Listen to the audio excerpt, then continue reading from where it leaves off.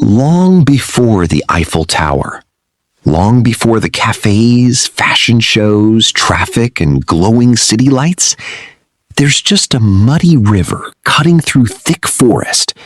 Smoke drifts into the freezing air, while a few wooden boats float quietly along the Seine.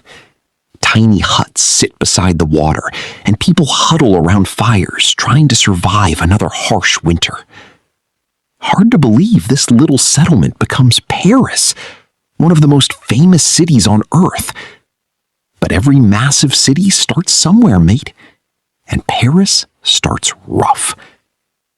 Around 52 BC, this place is known as Lutetia, a small settlement belonging to a Celtic tribe called the Parisi. They build their homes near the river because rivers mean life. Fish, water, trade, protection. Everything depends on the Seine.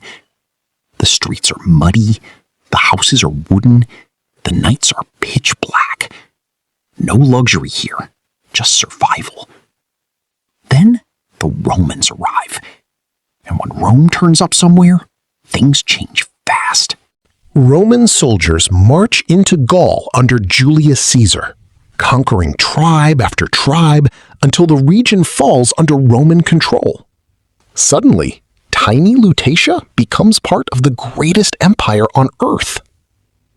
The Romans start building immediately. Roads slice through the land. Stone bridges stretch across the river. Bathhouses rise from the mud. Markets appear.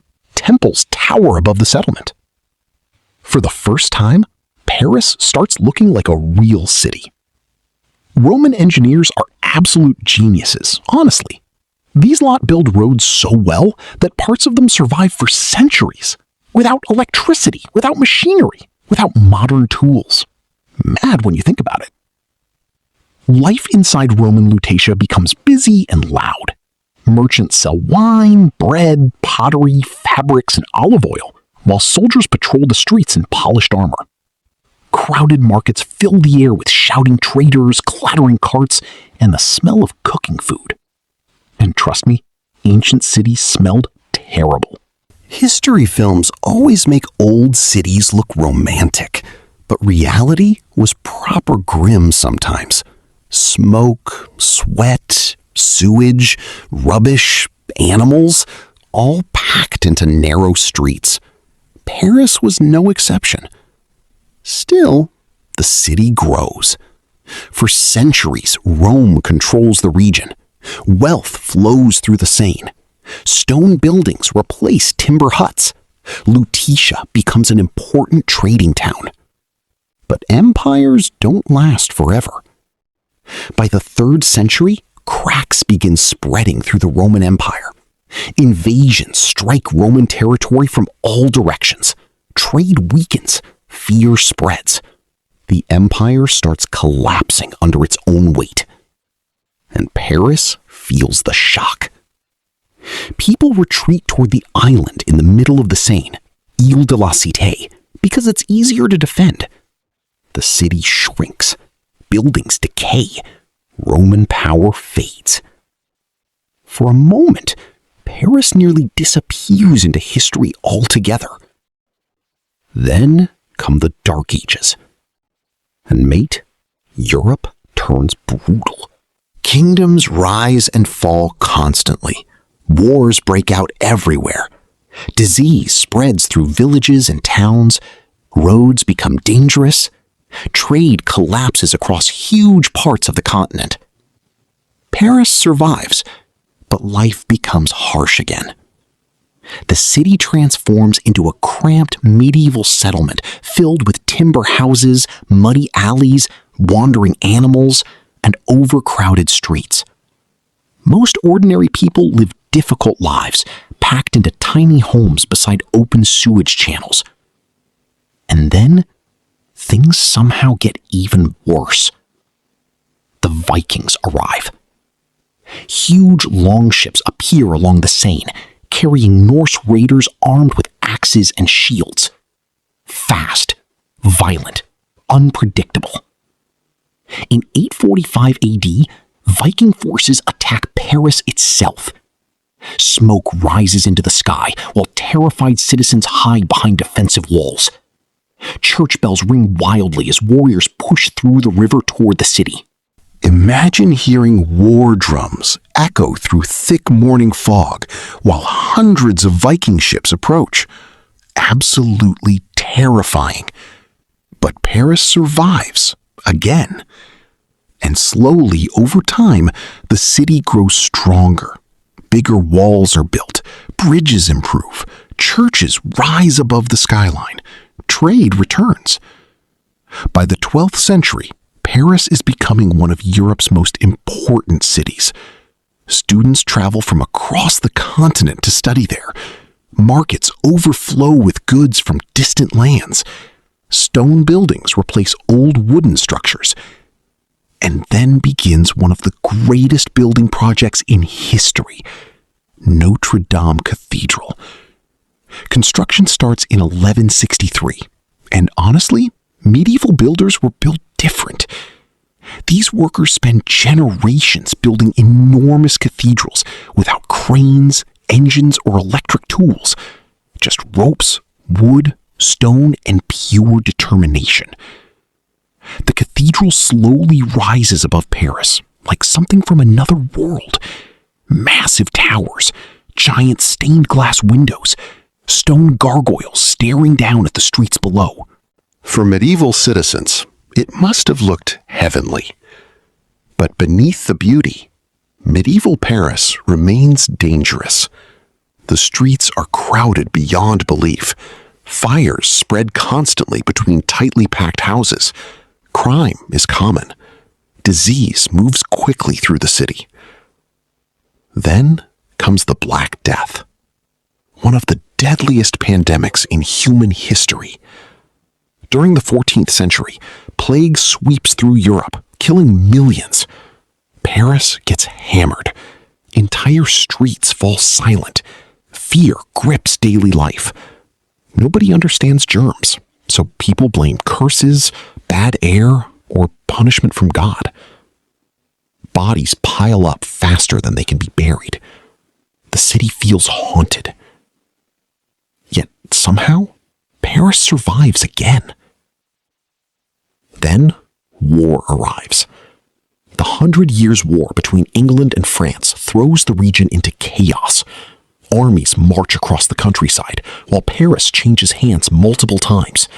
Hunger spreads. Violence erupts. Fear becomes part of daily life once more. But despite everything, the city keeps growing. That's the strange thing about Paris. History keeps trying to destroy it, and Paris keeps refusing to die. By the Renaissance, the city begins transforming again.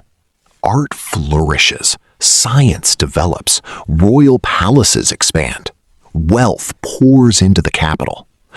Paris slowly becomes a center of culture, power, and learning. But underneath the glamour, tension builds. Because while nobles live in luxury, ordinary people struggle badly. Bread prices rise, poverty spreads, hunger grows across the city. Eventually, the pressure explodes. 1789. The French Revolution begins. Crowds flood the streets demanding change, while anger erupts across Paris. Then comes the storming of the Bastille. Gunfire echoes through narrow streets as smoke rises over rooftops. The city descends into chaos.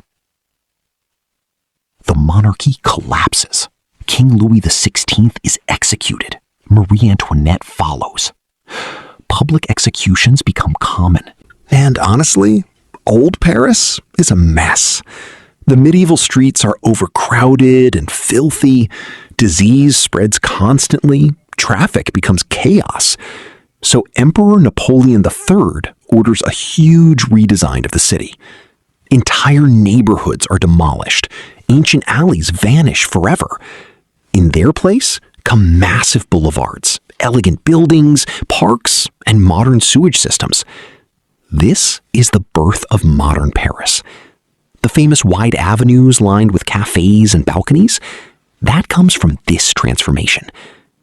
Then, in 1889, another giant project begins. The Eiffel Tower. And funny enough, loads of Parisians hate it at first. Artists call it ugly, critics say it ruins the skyline, some even demand it be destroyed. Mad, isn't it? Because eventually, it becomes the symbol of France itself.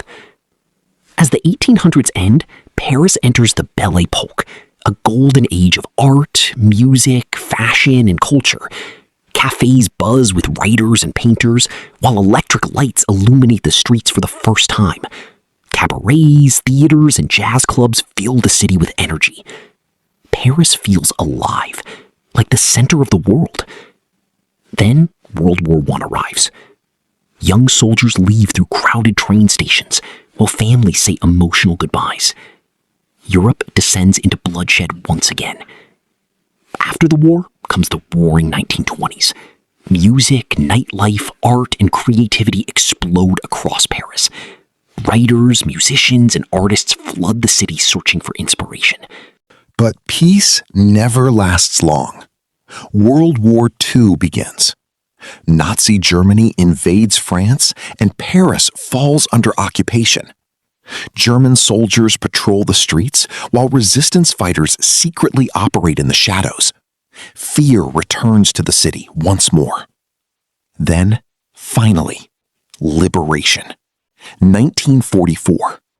Crowds celebrate wildly as Paris is freed. Church bells ring across the skyline while people wave flags from windows and balconies. After years of fear, freedom finally returns. And after the war, Paris rebuilds itself again. Modern skyscrapers rise beside ancient cathedrals. Millions of tourists arrive every year chasing the dream of Paris, the romance, the beauty, the history. But beneath the modern streets, the old city still survives. Roman ruins still sleep underground. Medieval tunnels still twist beneath busy roads. Ancient stones still hide behind modern walls. That's what makes Paris different. It isn't just one city. It's layers of history stacked on top of each other. Roman Paris, medieval Paris, revolutionary Paris, modern Paris, all existing together somehow. And even today, Paris keeps evolving. New buildings rise beside ancient landmarks.